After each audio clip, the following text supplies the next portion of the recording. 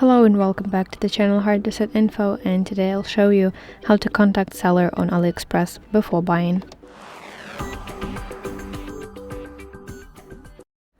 Open AliExpress application on your device and then go to whatever product that you want to order and you're not sure and you have some questions to the seller.